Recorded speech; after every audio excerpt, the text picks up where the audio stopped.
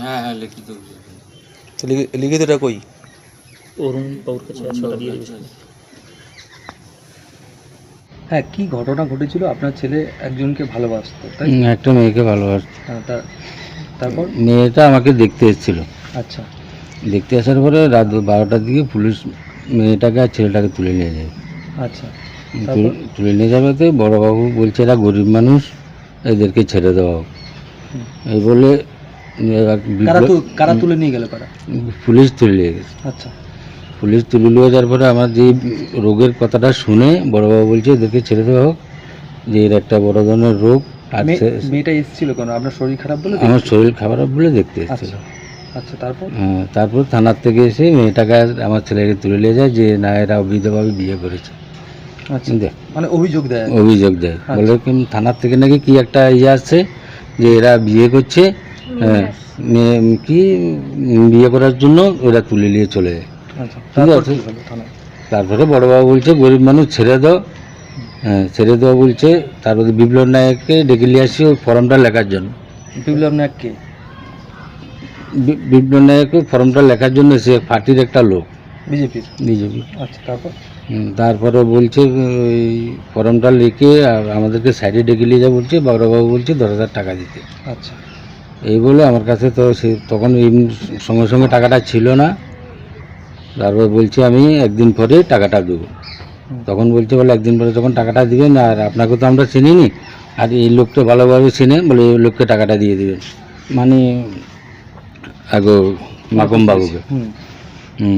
তখন সকালবেলা মাকমবাবুর হাতে টাকাটা দিয়ে আবার মাকমবাবু আমাকে নিয়ে। টাকাটা দেওয়ার পর কি আপনার ছেলেকে ছাড়া হয়েছে? না, তার আগে ছেড়ে দিয়েছি, রাত্রে ছেড়ে দিয়েছি। আচ্ছা, টাকাটা দিয়েছি সকালে। আচ্ছা, বুঝতে পারছি। মানে ওটা কি বড়বাবু চেয়েছে? নামখানা থানার বড়বাবু চেয়েছে বলে টাকাটা নেওয়া হয়েছে। তারপরে যখন টাকাটা দিই, দেওয়ার পরে জানতে পারলাম যে বড়োবাবু আদৌ টাকাটা নেয়নি। তখন এটা শুনে আমরা বড়োবাবুর কাছে আবার একটা লিখিত দরখাস্ত দিই। আচ্ছা, আপনি এখনো টাকা ফেরত পেয়েছেন? না না, এখনো টাকা। আর কাকে জানিয়েছেন? এই যে আর আমাদের পার্টির ওই তোমার নামটা অরুণ বাবুকে জানিয়েছি। তারপরে আমাদের এখানে গ্রামের স্থানীয় নেতৃত্বকে জানিয়েছি। কি চাইছেন আপনি? আমি চাইছি যেমন আমার টাকাটা ফিরে পাই আর সুস্থ বিচার হয়। আপনার নামটা? আমার নাম নিমাই দাস। বিজেপি নেতা বিপ্লব নায়েক একটা অভিযোগ উঠছে, থানাতে অভিযোগ হয়েছে উনি একটা ক্যান্সার পেশেন্ট বা তার একটা সমস্যা নিয়ে থানায় এসেছিল এবং তার কাছে বড়োবাবুর নাম করে টাকা নিয়েছে 10,000 টাকা। কি বলবেন? হ্যাঁ, সবে তো সরকার হলো। হ্যাঁ, সবে সরকার হয়েছে, কিন্তু কতিপয় মানুষ তারা হচ্ছে ওই তৃণমূলের সময় থেকে হাত পেকে আছে। এই যে তলাবাজি, কাটমানি তে এগুলো হয়ে আছে। আমাদের মধ্যেও বেনজল ঢুকে পড়েছে। তৎকাল বিজেপি যারা ওরাও আছে, আরও মানে এতদিন আমরা শাসকে ছিলাম না, এই সুযোগটা কেউ কেউ হয়তো অনেক দিন আগের থেকে বিজেপি করছে, এই সুযোগটা পাচ্ছিল না, এখন পেয়ে গেছে। তো আমি শুনেছি বিপ্লব নায়েক এবং প্রণব মাইতি এই দুজন মিলে এই ক্যান্সার পেশেন্টের স্ত্রীর কাছ থেকে ভয় টয় দেখিয়ে একটা সমস্যা নিয়ে এসেছিল, থানায় ডাকছিল, সেই সুযোগ নিয়ে বলে 10,000 টাকা দিতে হবে। এমন ভয় দেখিয়েছে যে জেলে পাঠাবে, এ পাঠাবে, ও পাঠাবে। আর এখানে গ্রামগঞ্জের মানুষ তো খুব সাদাসিধা, আর জীবনে থানা পুলিশও দেখেনি। সেখানে ভয়ে পড়ে 8,000 টাকা নাকি ওই ক্যান্সার পেশেন্টের কেমন টাকাটা জমা ছিল ওইটা দিতে চাইছিল, যে ওইটা নিয়ে নাও, আমার ছেলেকে ওই জেলে পাঠিও না। পরের দিন বলল যে না, 10,000 টাকা দিতে হবে, নাহলে কিন্তু ও জেলে যাবেই। এটা বেশি চাপ দিচ্ছে হচ্ছে প্রণব মাইতি। বলতে ওরা আবার জামাইয়ের কাছ থেকে মনে হচ্ছে, আমাকে যেটা এসে গল্প করলো, পরে আমি তো জানিনি, আমি জানলে হয়তো এই টাকাটা দিতাম না। বিষয়টা কি দলকে জানিয়েছেন?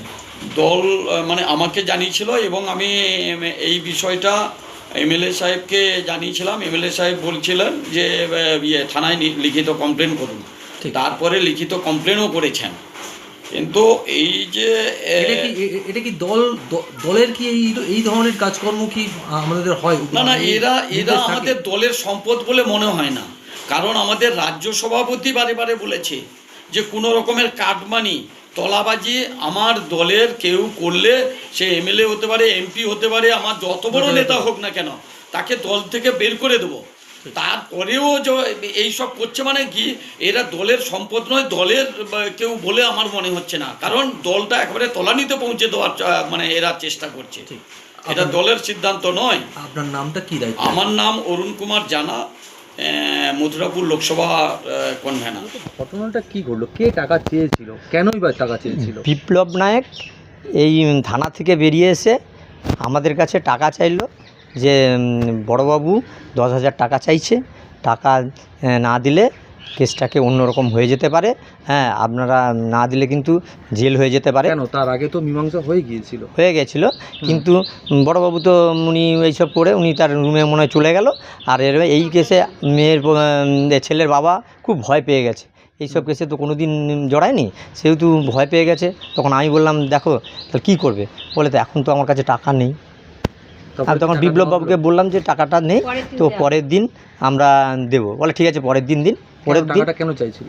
উনি হলো বড়বাবুকে দেবে, বড়বাবু চেয়েছে, ওনার বক্তব্য। বিপ্লব নায়কটা কে? বিপ্লব নায়কটা হচ্ছে বিজেপির একজন নেতা।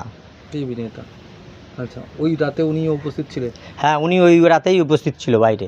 আচ্ছা, তারপরে কি জানতে পারলেন? বড়বাবু কি আদৌ টাকাটা চেয়েছিল? তারপরে জানতে পারলাম যে বিশেষ সূত্রে যে বড়বাবু টাকা নেয়নি, হ্যাঁ, কিন্তু ওই বিপ্লব নায়কই নিয়েছে। তখনই আমরা করতে খুঁজে দেখলাম সত্যিকারে। এবার আমরা লোক মারফত আমাদের যে অরুণবাবু আছে, সেই অরুণবাবুকে বলে, অরুণ জানা, ওনাকে বলে যে জানতে পারলাম যে উনি হলো নেয়নি সত্যিকারে। তখন ফেরত দিয়েছে? না, দেয়নি। কি চাইছেন আপনারা? আমরা চাইছি গরিব মানুষ টাকা পাক এবং ওই বিপ্লব নায়কের আমরা যথাযথ শাস্তি পাক, এটাই আমরা চাই। উনি তো অসুস্থ শারীরিকভাবে? হ্যাঁ, উনি অসুস্থ, ক্যান্সার পেশেন্ট, ওনার ইঞ্জেকশন চলছে। তারপরেও এনার উপর এরকম? হ্যাঁ, এনারাও তো বিজেপি করেন? হ্যাঁ, এনারাও বিজেপি করে এবং আমরা তো কর্মী, সেই হিসাবে ওনার কাছে আমরা সাহায্য চেয়েছিলাম।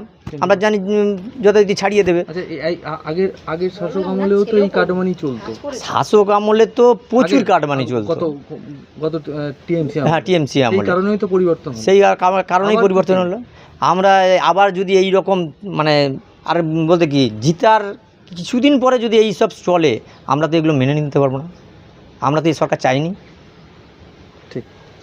আপনার নাম? আমার নাম মাখনলাল নন্দী।